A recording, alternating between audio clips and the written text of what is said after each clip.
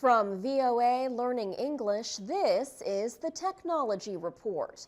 High-tech companies are developing the next generation of products that will help us drive cars, do our shopping, and even care for our children. The technology company Intel recently held a demonstration of some of its new devices in San Francisco. One device measured how alert a driver was. Sensors connected to the driver's head measured brain activity. Cameras placed on the car's dashboard measured eye movement. Justin Ratner works at Intel Labs.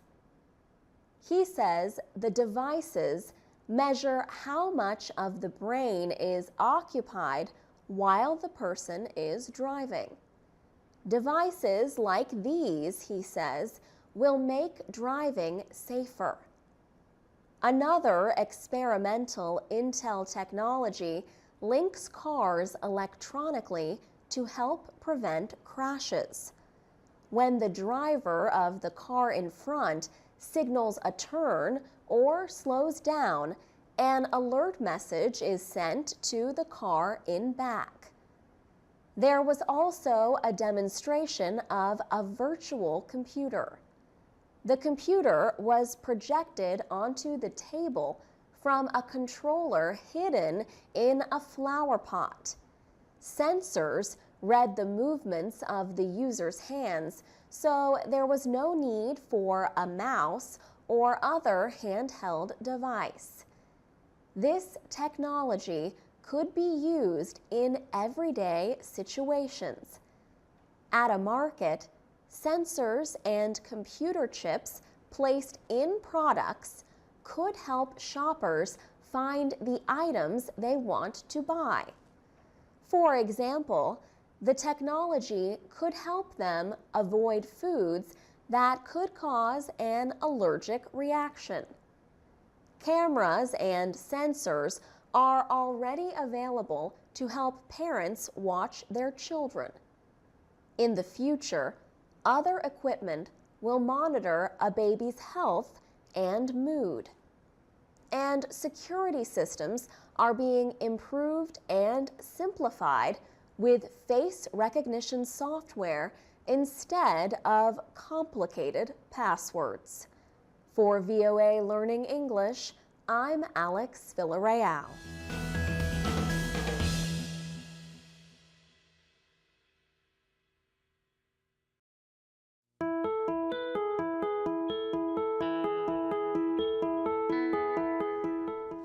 From VOA Learning English, this is the Technology Report. China's Tianhe-2 supercomputer has been rated #1 on the top 500, a list of the world's most powerful computers.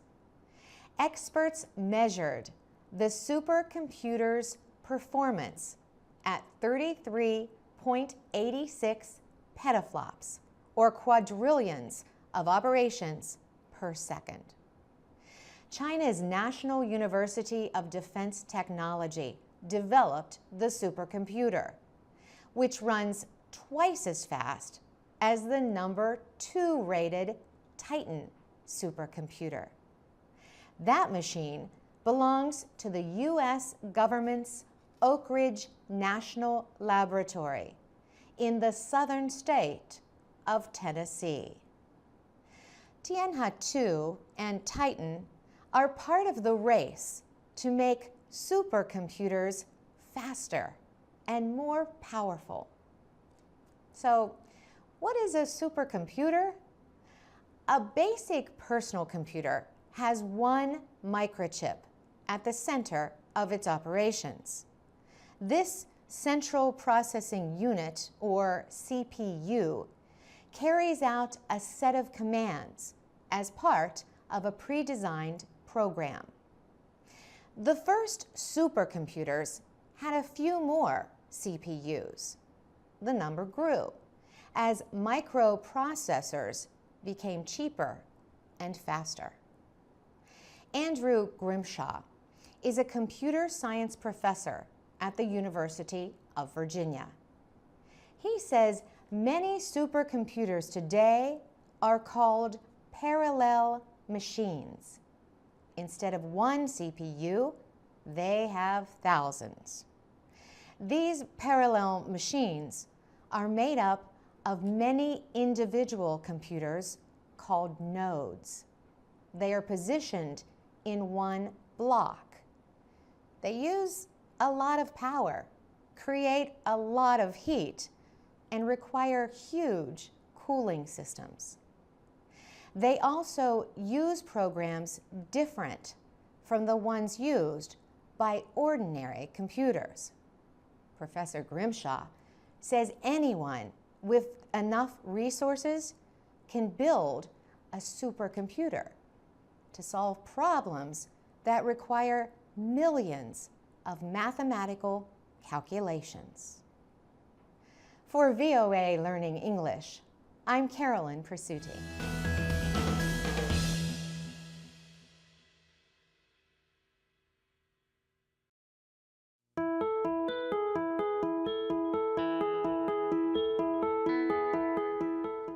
From VOA Learning English, this is the Technology Report. Name a website where you could find old pictures of camels carrying people to Mecca, Saudi Arabia, and books about ancient Aztecs in Mexico. It is all found in the World Digital Library. Its collection is available on the internet. The library has 8,000 items, from whole books to ancient writings to music and photographs. There are 170 partners in 79 countries sending material to the World Digital Library. Partners include national or university libraries, museums, and other cultural organizations. The librarian of the United States Congress, James Billington, launched the WDL in 2009. John Van Oudenaren is the director of the library. He says Mr. Billington wanted it to include materials that are both interesting and important. Every item is explained in the 6 official languages of the United Nations: English, Arabic, French, Spanish, Chinese, Russian, and also Portuguese. Since 2009, 25 million people have visited the website from 250 places. The greatest number is from Spanish-speaking countries. John Van Oudenaren says users include schools, researchers, and anyone interested. He was especially happy to hear from one teacher in New York City. She said it was wonderful to have a website where people around the world could find interesting and important items. Musa Marawe is a researcher for the WDL from Sudan. He works with all the materials that are in Arabic. Musa Marawe believes the library provides tools for understanding, especially among Arabs, Muslims, and the United States. Anyone may search the World Digital Library by subject, time period, kind of document, or area of the world. The website is www.wdl.org. For VOA Learning English, I'm Alex Villarreal.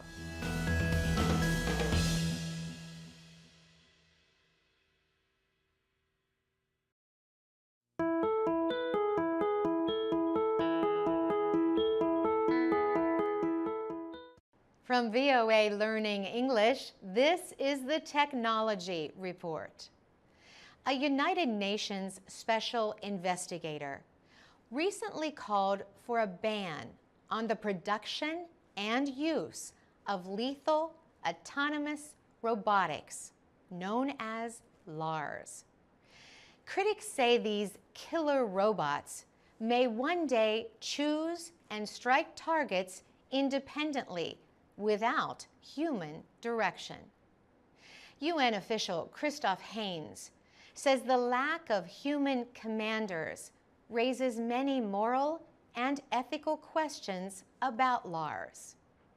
He spoke in May at a meeting of the UN Human Rights Council in Geneva, Switzerland.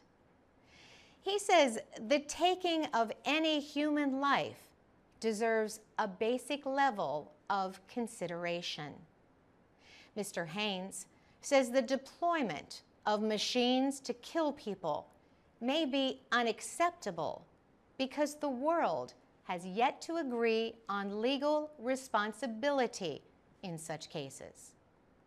He says killer robots should not have the power of life and death over human beings.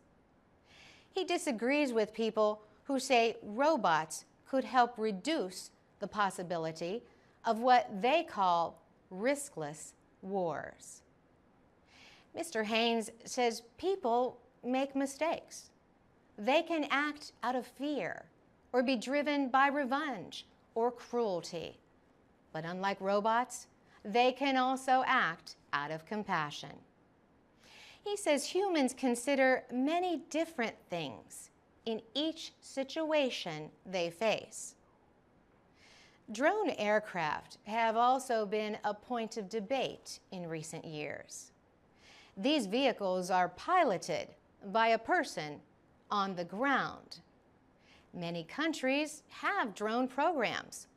Drone strikes have helped the United States in its battle against militants in countries such as Afghanistan and Pakistan. In May, President Obama said the use of drone strikes must be held to high standards. He called the use of drones effective, but he noted that the new technology raises what he called profound questions.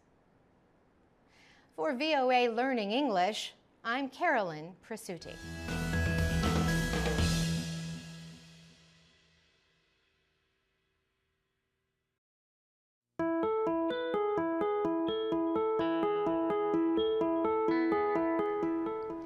From VOA Learning English, this is the Technology Report. The world's largest online retail company, Amazon, has launched its first shopping website in India. The Amazon website in India offers 7 million books and 12,000 movies and television programs.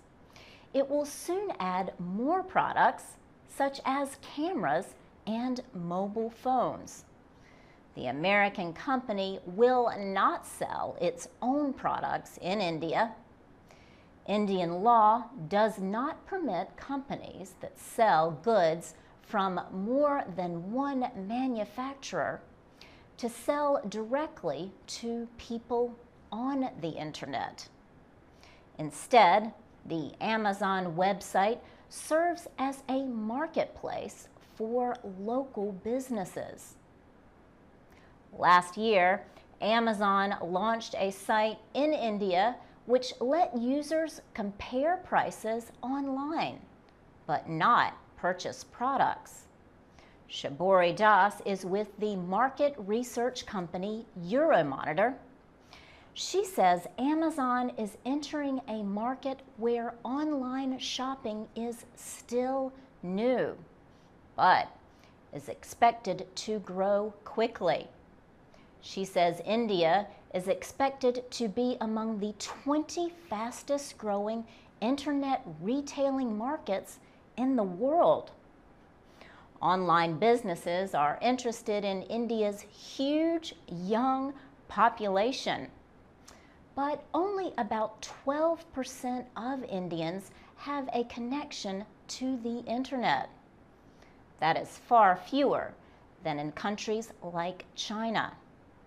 Still, there are 150 million internet users in India, making its market the third largest in the world. And it is expected to grow quickly as more people get connected. At this time, the path to big profits may not be easy for online retail businesses. Online retail is currently valued at $10 billion, but a large amount of that is for air travel. Now, competition to provide retail goods should increase with the entry of Amazon into the market. For VOA Learning English, I'm Laurel Bowman.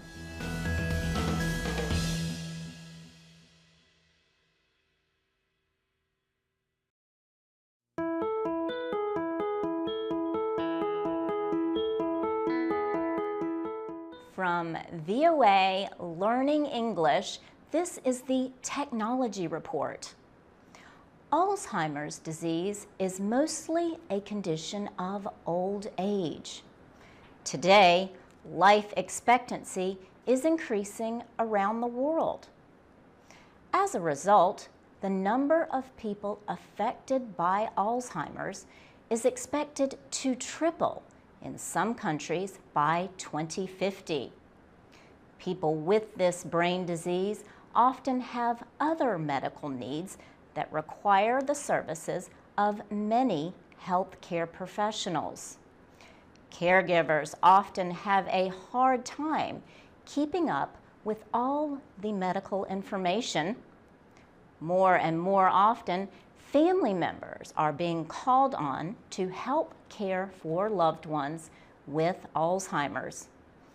It is a responsibility for which most people are unprepared. That is why the Hebrew Home, a private healthcare group in Riverdale, New York, developed an iPhone and iPad application called Balance. The app offers caregivers advice on recognizing symptoms and on feeding, bathing, and providing a healthy environment for the patient. It can be bought on the internet for $4. The Hebrew Home is a not-for-profit organization that provides care to 75,000 patients in New York City. David Pomeranz is its program development director. He created Balance. Mr. Pomeranz says the Balance app is designed to let users organize information so they can easily keep track of a patient's health.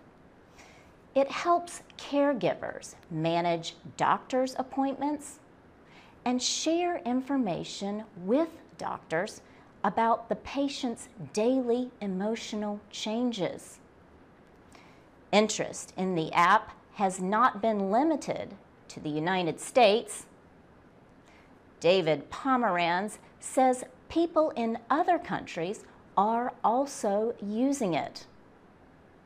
Software developers are working on a version of Balance for mobile devices using the Android operating system.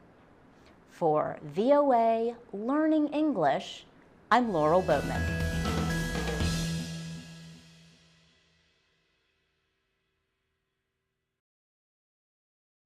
From VOA Learning English, this is the Technology Report.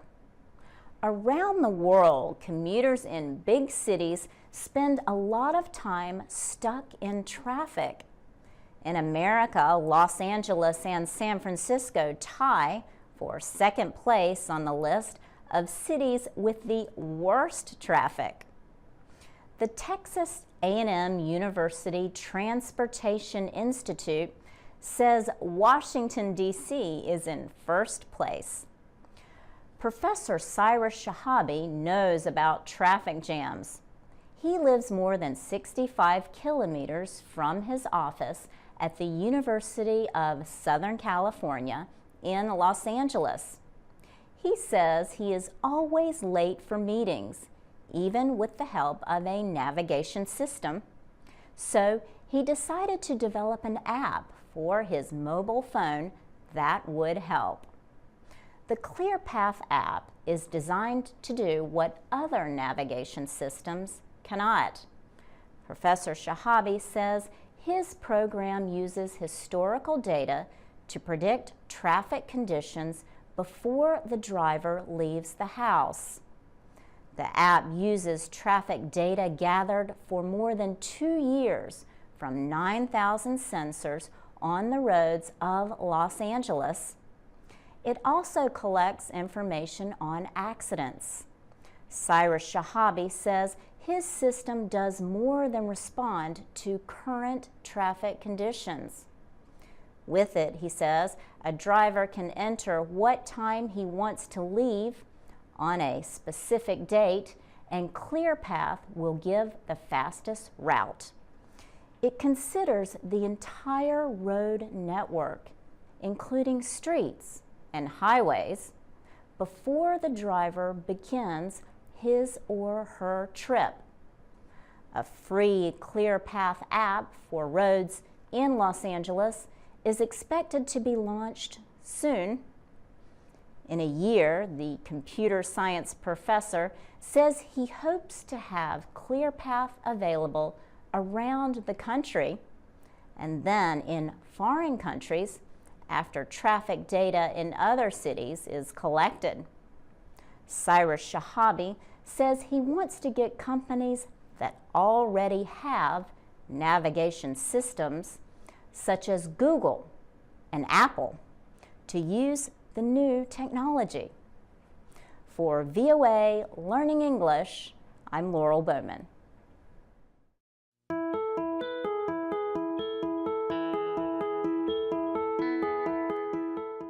From VOA Learning English, this is the Technology Report.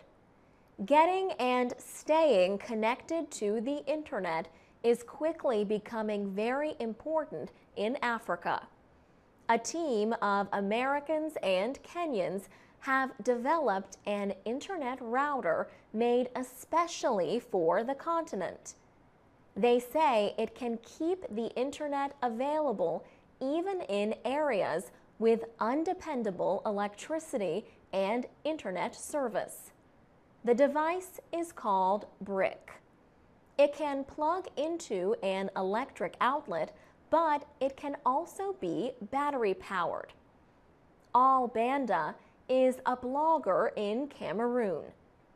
He saw the device for the first time at an information technology conference in Berlin, Germany. Mr. Banda said BRIC could solve a problem he has experienced. He says in his community in Cameroon, electricity is not dependable. Also, it is very difficult to get access to the internet, even with an internet service provider. Mr. Banda says BRIC is an African answer to an African problem. The Kenyan-based nonprofit technology company Ushahidi developed BRIC after raising money through the funding website Kickstarter. Ushahidi official Eric Hersman says the router is able to move among internet networks. He says if there is a problem with the internet connection, the device will look for a 3G network with its SIM card. He says the BRIC can be taken anywhere. Eric Hersman says the BRIC will go into production as soon as the company raises $125,000.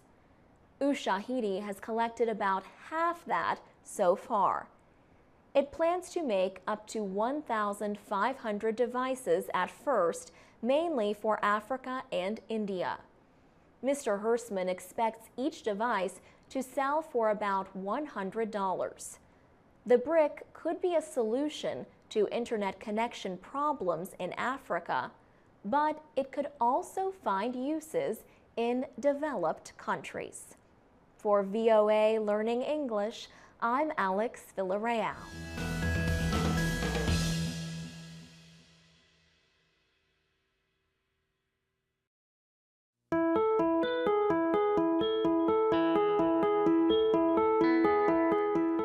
From VOA Learning English, this is the Technology Report. California Governor Jerry Brown wants to increase partnerships between his state and China. The governor traveled to China recently to seek Chinese investment in things like high-speed railways, renewable energy, and electric vehicles. He spoke at China's Tsinghua University. The governor called for a partnership between the United States and China to develop technologies to reduce greenhouse gases. Governor Brown met with Prime Minister Li Keqiang and China's Minister of Environmental Protection, Zhou Shengxian. Mr. Brown and Mr. Zhou signed a non-binding agreement to share information about policies to reduce pollution. Pollution is a leading concern in Beijing, where officials advise people to stay indoors when air pollution levels are at their highest. California's biggest city, Los Angeles, has successfully reduced the problem with smog that the city had for years. Its efforts included improving its vehicle emission standards. The state also offers special incentives or rewards for clean energy policies. Last year, California held its first sale of carbon credits under the state's greenhouse gas reduction law. The law requires big polluting industries to buy credits to release carbon dioxide, methane, and related gases. Governor Brown also hopes to create 20,000 megawatts of renewable electricity by 2020. California-based environmental scientists and representatives from environmental consulting firms also attended Governor Brown's speech in Beijing. They say rising air pollution levels in China make it a good market for technologies that help to reduce the problem.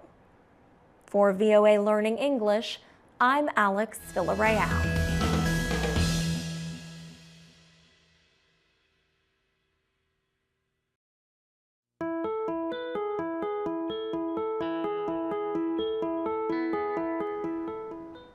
From VOA Learning English, this is the Technology Report.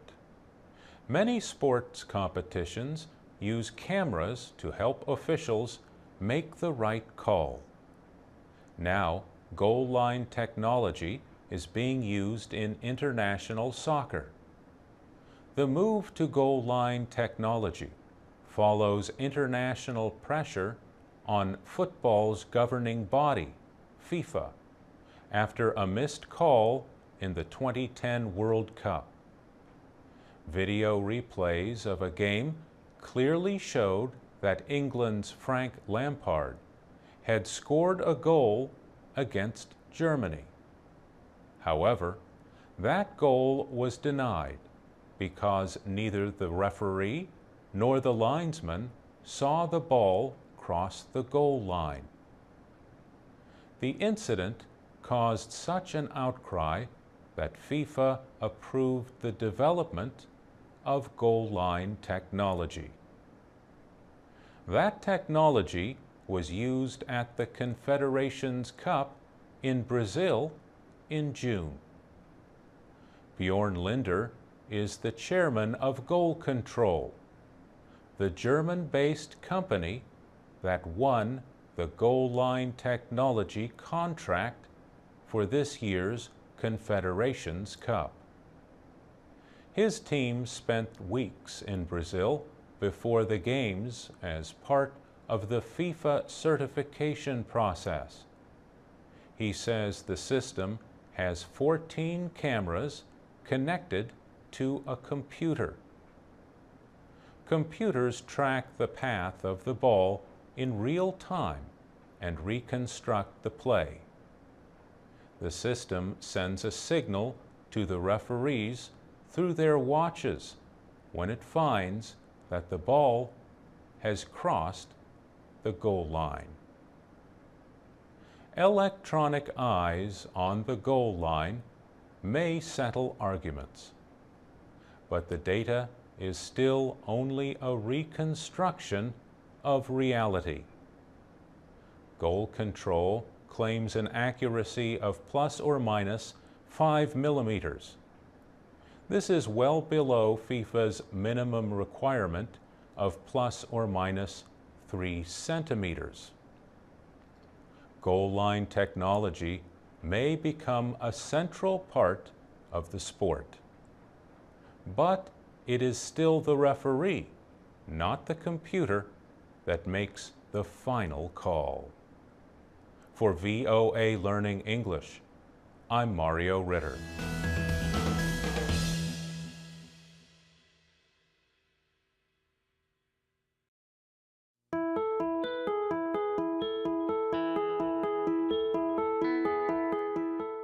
From VOA Learning English, this is the Technology Report. Computer makers are working on ways to persuade people to buy personal computers. Companies at the recent Consumer Electronics Show in Las Vegas talked about new developments like touch computers or laptops that turn into tablets. The chip manufacturer Intel made a surprise announcement at the show. Mike Fard says his company is taking steps to reduce power requirements on some processors. He says Intel is constantly trying to provide more battery life. Yet, sales of PCs are slow. Research company IDC reported that worldwide sales of PCs dropped 14% in the first 3 months of 2013. The company said this was the worst drop since it started collecting information in 1994. One possible reason for the slow sales is the rise of tablet computers, such as Apple's iPad. Intel and its competitors have sought to improve sales by offering new products. These include the Ultrabook, a thin, lightweight notebook computer which came out in 2011. But they have not lifted sales. Industry experts are also concerned about reaction to Microsoft's Windows 8 operating system. It was released last October.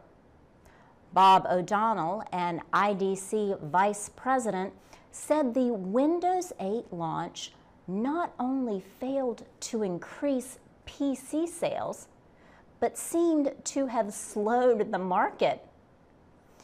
He has criticized the company for making radical changes, such as removing the Start button from the operating system. Windows Corporate Vice President Julie Lawson Green announced this month that Microsoft will release a Windows 8 update. She expects the first public preview of the update to take place in June. For VOA Learning English, I'm Laurel Bowman.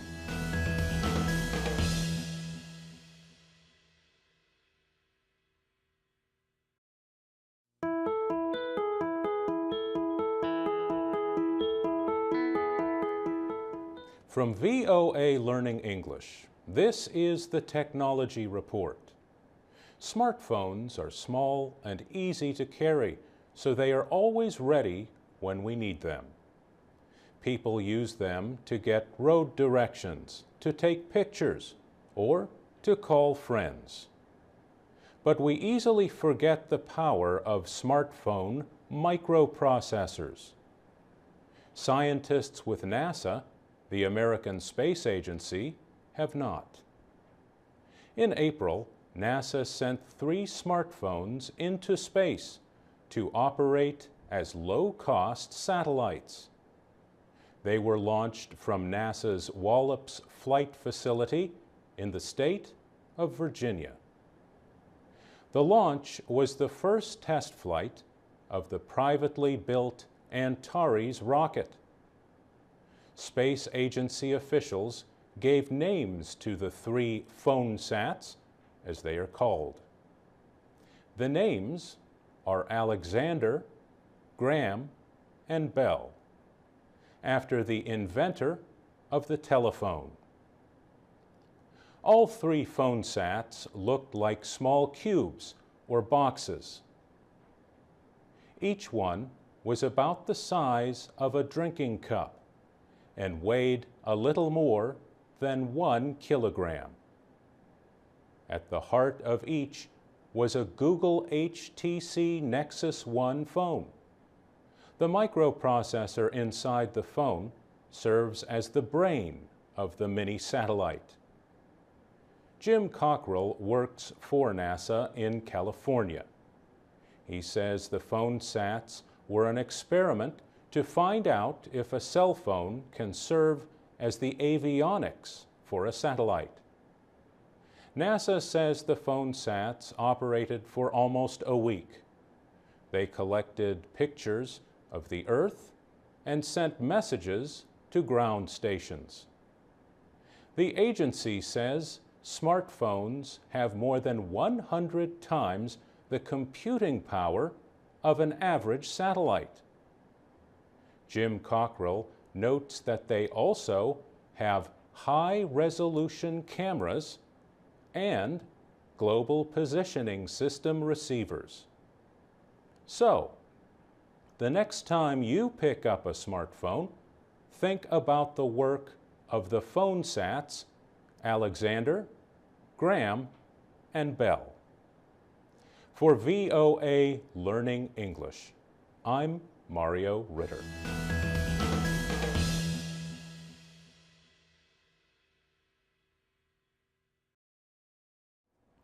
From VOA Learning English, this is the Technology Report in Special English. Attacks on computer systems are a growing concern among United States lawmakers.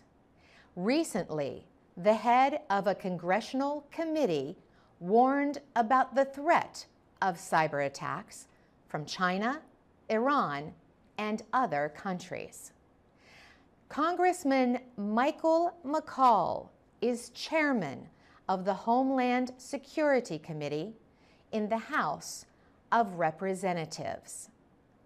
He compared the threat from cyber attacks to the terrorist threat faced by the United States on September 11th, 2001.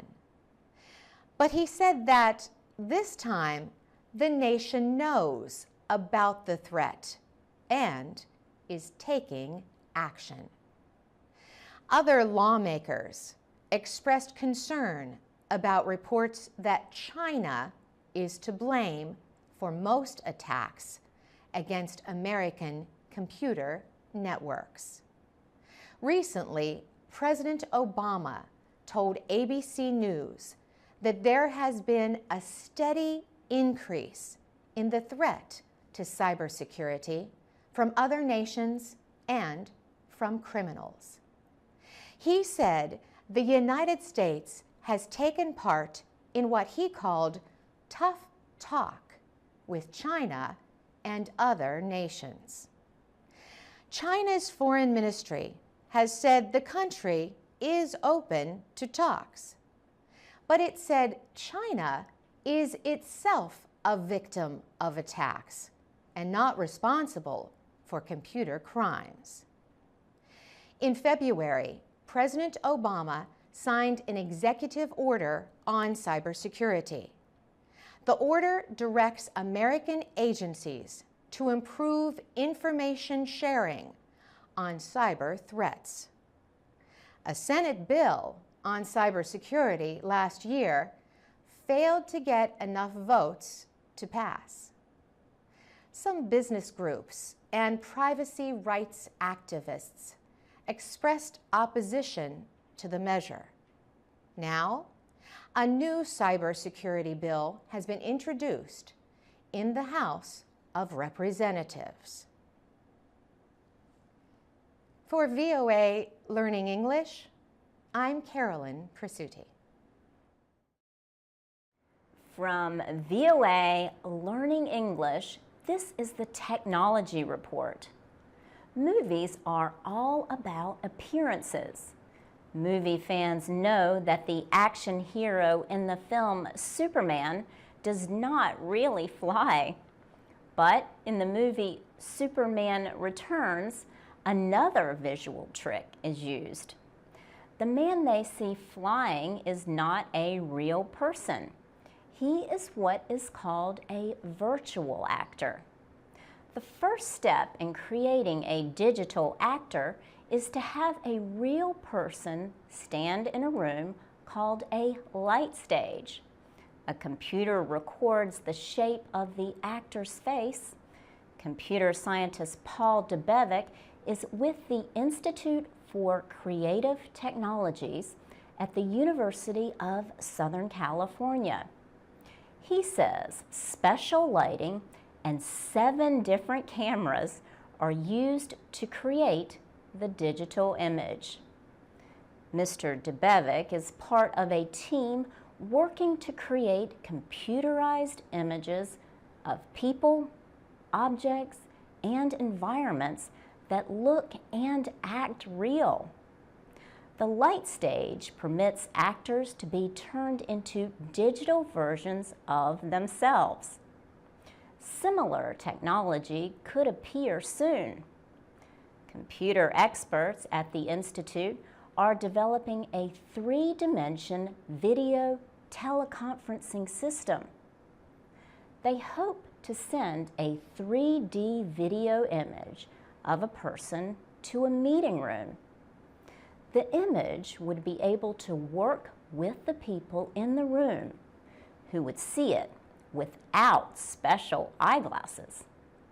Paul Debevec says 3D meetings would make it seem like all of the attendees are in the room together. How far are we from 3D teleconferencing? Paul Debevec says businesses will begin to use 3D video teleconferencing in the next 5 years.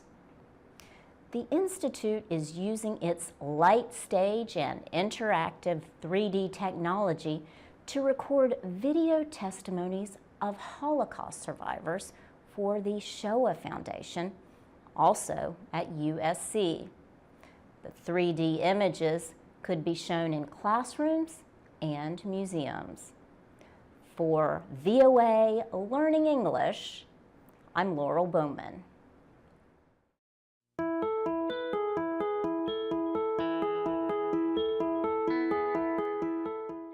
From VOA Learning English, this is the Technology Report. The United States Supreme Court recently ruled that businesses cannot control the rights to human genes in their natural state. Patients' rights groups are calling the decision a victory. The court, however, left room to protect patent ownership rights related to man-made genes. The court decided on a case involving the biotechnology company Myriad Genetics. The company had identified human genes that increase a woman's risk for breast cancer and ovarian cancer.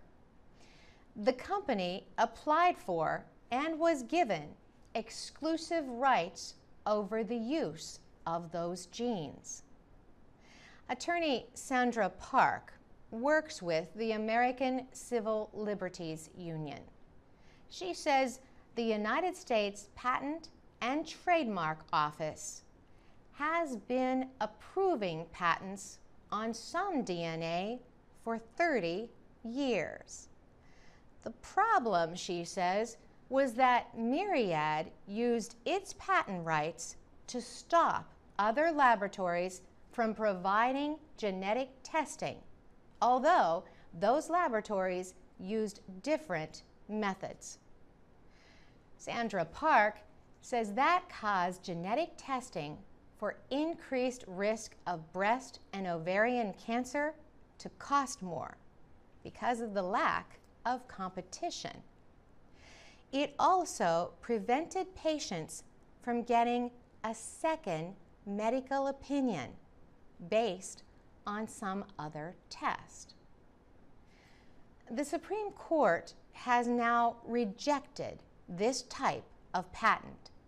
All 9 justices agreed that because genes are products of nature, they cannot be owned by one business. Health activists say the ruling will lower costs and improve testing for breast and ovarian cancer.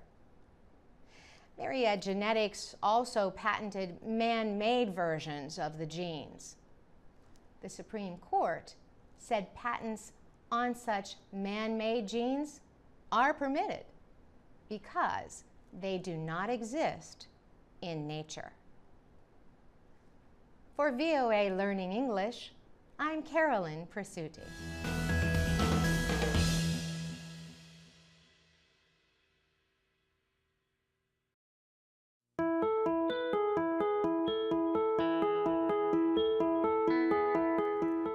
From VOA Learning English, this is Technology. 23-year-old Rio Safianto sells face masks for about 30 cents each in central Jakarta, Indonesia. He earns enough money to own a cell phone that permits him to visit websites like Facebook and Twitter, as well as finding game applications or apps. Rio Safianto says the average person in Indonesia has a cell phone. He likes having one because he can talk to his family when he is away from home. And he is pleased that he can use it to listen to music. Rio's phone has a keypad that makes it look like a BlackBerry. It is known as a feature phone or smartphone light. That is because it is less costly and cannot do as many things as more advanced phones like the Apple iPhone. These devices make up the majority of cell phones sold around the world. They are successful in places like Indonesia, where some smartphones cost $700 or more. Although many lower-income users are new to smartphones, they are quickly learning to use the technology. Phone manufacturer Nokia offers a service called Life Tools. For a monthly payment, Nokia sends text messages to farmers. They tell about weather conditions, crop prices, agricultural news, and give advice.